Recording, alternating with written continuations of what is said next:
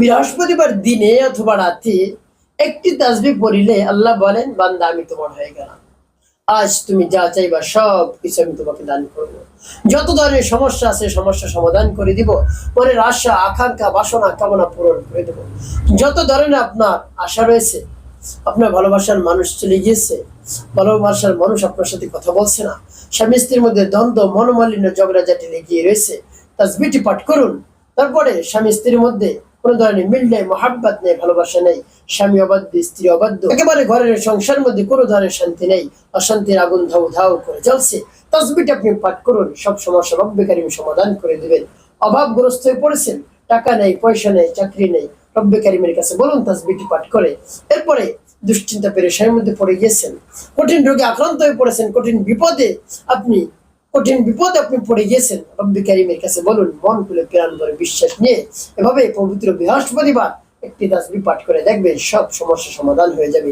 যা চাইবেন তাই আল্লাহ রাব্বুল আলামিন আপনাকে দান করবেন। তার কারণ তার কাছে কোনো কিছুর কম নেই। পবিত্র বৃহস্পতিবার কিন্তু এমনিতেই গুরুত্বপূর্ণ। আল্লাহ রাব্বুল আলামিনের কাছে 5টি রাত গুরুত্বপূর্ণ। বৃহস্পতিবার রাত 2 রাত্রি, শবে বরাত, শবে কদর। তাই পবিত্র বৃহস্পতিবার দিনকে আপনি গুরুত্ব দিন, মূল্যায়ন করুন, দেখবেন আল্লাহ রাব্বুল আলামিন আপনার সমস্যা সমাধান করে দিয়েছেন। প্রিয় ভাই বোনেরা, বৃহস্পতিবার অন্য দিনের তুলনায় বেশি ইবাদত করতেন নবীজি সাল্লাল্লাহু আলাইহি সাল্লাম, কারণ এই দিন আল্লাহ রাব্বুল আলামিনের কাছে আমলনামা পেশ করা।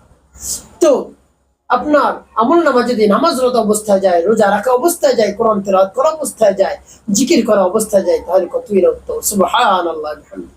প্রিয় ভাই বোনেরা, সেই তাসবিহটিকে আমি বলে দেব। তার পূর্বে আমি আরো একটি জিকিরের কথা বলে দেব, যে জিকিরটি মাত্র একবার পাঠ করলে, একবার আসমান জমিনের ফাঁকা জায়গাগুলো রব্বে কারিম নেকি দ্বারা ভরপুর করে দেন। সুবহানাল্লাহ। সেই জিকিরটির কথা আমি বলে দেব। তো প্রিয় ভাই বোনেরা, আমলটি কিভাবে করবেন আমি আপনাদেরকে বলে দিচ্ছি। আমাদের শুরুতে পবিত্রতা অর্জন করবেন। এখন বলতে পারেন হুজুর, পবিত্রতা ছাড়া আমলটি করা যাবে না? যাবে, তবে উত্তম রূপে পবিত্রতা অর্জন করে ইবাদত করলে, আমল করলে সেটা অনেক উপকার বেশি, অর্থাৎ দ্রুত সময় আপনি ফলাফল পেয়ে যাবেন। তো প্রিয় ভাই বোনেরা, এভাবে পবিত্রতা অর্জন করে পবিত্র স্থানে আপনি বসবেন, নির্জন জায়গায় বসে জীবনের গুনার কথা স্মরণ করে ক্ষমা প্রার্থনা করবেন। আল্লাহ, জীবনের সমুদায় গুনাহ খাতাগুলো মাফ করে দিন, অন্তরকে পাক পবিত্র বানিয়ে দিন। এরপর 3বার দুরূদ শরীফ সাল্লাল্লাহু আলাইহি ওয়াসাল্লাম, সাল্লাল্লাহু আলাইহি ওয়াসাল্লাম, সাল্লাল্লাহু আলাইহি ওয়াসাল্লাম।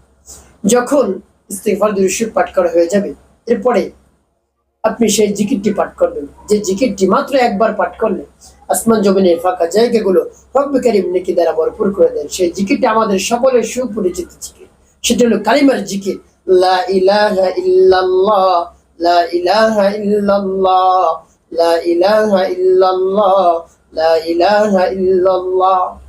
এভাবে 99 বার পাঠ করবেন। একবার পাঠ করবেন পুরো কালিমা, এভাবে 99 বার পাঠ করবেন। তারপরে একবার কালিমা পাঠ করবেন পুরোটা, লা ইলাহা ইল্লাল্লাহু মুহাম্মাদুর রাসূলুল্লাহ সাল্লাল্লাহু আলাইহি ওয়াসাল্লাম। এবং যখন পাঠ করা হয়ে যাবে, এরপর আপনি সেই তাসবিহটি পাঠ করবেন। যখন পাঠ করবেন, রব্বে কারিমের কাছে বলবেন, আল্লাহ আমার আমলকে সময়কে কবুল করুন, আর যে সমস্যা সমাধানের জন্য আমলটি করতে সমস্যা সমাধান করে। এভাবে বলে তারপরে তাসবিহটি পাঠ করবেন। পরবর্তীতে কি কি করবেন, তাসবিহটি কতবার পাঠ করবেন সব বলে দিচ্ছি। তো প্রিয় ভাই বোনেরা, তাসবিহটি একেবারে সৈশুদ্ধ করে আপনি মুখস্থ করে রাখবেন। বিসমিল্লাহির রাহমানির রহিম, ইয়া যাল জালালি ওয়াল ইকরাম, ইয়া যাল জালালি ওয়াল ইকরাম,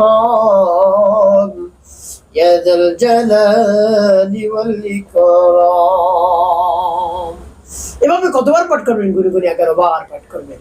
শেষে নবীজি সাল্লাল্লাহু আলাইহি ওয়াসাল্লাম মহব্বত নিয়ে, ভালোবাসা নিয়ে আপনি 5 বার দুরূদ ইব্রাহিম পাঠ করবেন। আল্লাহুম্মা সাল্লি আলা মুহাম্মাদিন ওয়া আলা আলি মুহাম্মাদ কামা সাল্লাইতা আলা ইব্রাহিম ওয়া আলা আলি ইব্রাহিম ইন্নাকা হামিদুম মাজিদ। আল্লাহুম্মা বারিক আলা মুহাম্মাদিন ওয়া আলা আলি মুহাম্মাদ কামা বারাকতা على إبراهيم وعلى آل إبراهيم إنك حميد مجيد. اللهم صل على محمد وعلى آل محمد كما صليت على إبراهيم وعلى آل إبراهيم إنك حميد مجيد.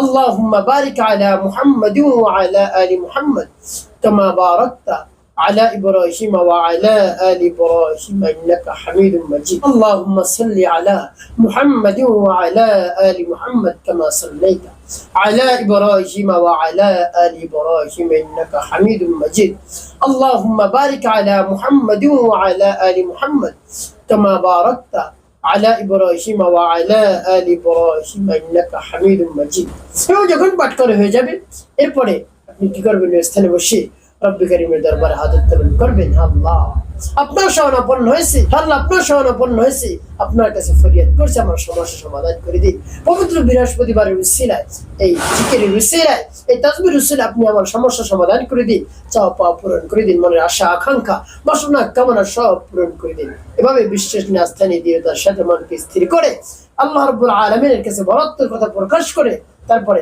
আল্লাহ রাব্বুল আলামিনের আল্লাহ রাব্বুল আলামিনের বরত্ব প্রকাশ করে আল্লাহ রাব্বুল আলামিনের বরত্বের কথা প্রকাশ করে আপনি যদি চাইতে পারেন দেখবেন সাথে সাথে আপনাকে আল্লাহ রাব্বুল আলামিন দান করবেন ইনশাআল্লাহ একটি কাজ আপনাকে করতে হবে 5 ওয়াক্ত নামাজ আদায় করতে হবে মানুষের কল্যাণে খিদমতে কাজ করবে অবশ্যই আপনার জীবন সুখময় হবে শান্তিপূর্ণ হবে ইনশাআল্লাহ